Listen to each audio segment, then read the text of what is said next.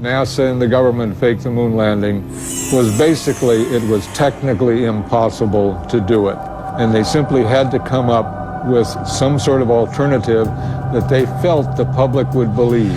I believe, had they wanted to, that NASA could indeed have pulled off the greatest hoax of all time, never sent anyone to the moon, and recreated it in a television studio. Can you realize that that you and I, that all of us, have actually begun the exploration of another world? The United States Geological Survey decided to build a model of one part of the lunar surface in an area accessible to present research centers. 4, 3, 2, 1, fire!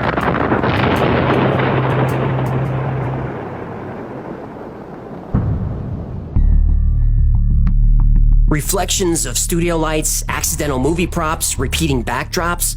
There's a lot of evidence suggesting that the moon landing wasn't filmed on the moon, but on a soundstage. The lunar module engine puts out 3,000 pounds of thrust, and the lunar surface is covered with dust that was described as fine powder. If that's true, why did the engine leave no mark on the surface? And shouldn't there be dust everywhere? Even the foot pads are clean and shiny. So either the landing module was sitting there, or it was gently lowered down by a crane. And you'd have to lower the thing gently. Look at it. It looks like tinfoil and curtain rods held together by duct tape. More evidence that a crane was used is when the astronauts separate from the module and return to orbit for pickup. Look at this. The module separates and the astronauts gently lift back to orbit. And look how slowly it moves. Where's the rocket plume from the engine? What's allowing this to fly all the way to orbit? If you watch the footage closely, it looks like the object is wobbling a little on cables or wires. By the way, who shot this footage? There was no camera remote control, but somehow the scene is framed perfectly. They're zooming in and out. The camera tracks the object up into the sky, but conveniently loses the object when it gets too high. But the camera does pan around the surface. Who's working the camera? Now, speaking of cables and wires, look at this footage.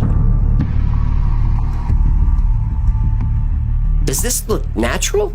Or does it look like he's being lifted by wires? Houston, Apollo 11, how do you read? Apollo 11, this is Houston. Go ahead.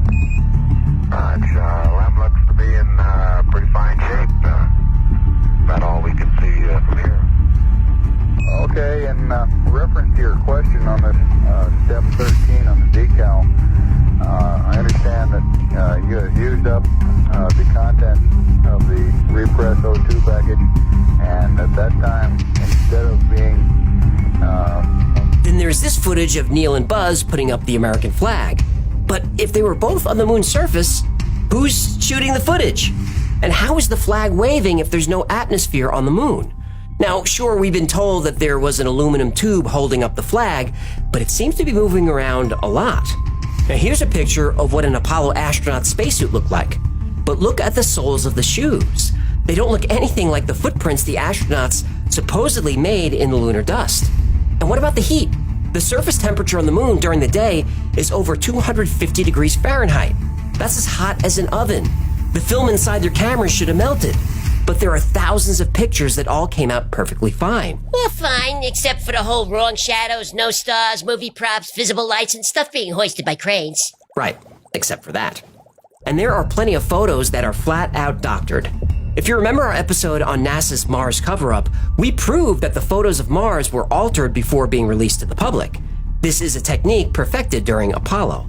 The Apollo handheld cameras had special crosshairs on them called Rousseau marks, and these were here to help make sure the photos were printed properly from the negatives and not distorted, and to make it easier to stitch photos together for panoramas. But in some of the photos, the crosshairs aren't there, or are only in part of the picture.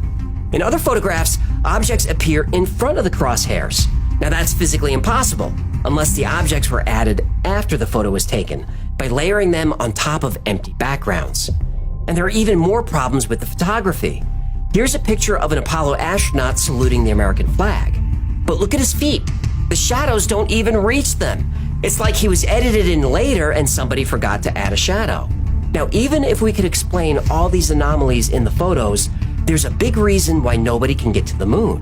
A reason why human beings can't leave Earth at all, at least not yet. The reason is real and scientifically proven as fact. Radiation.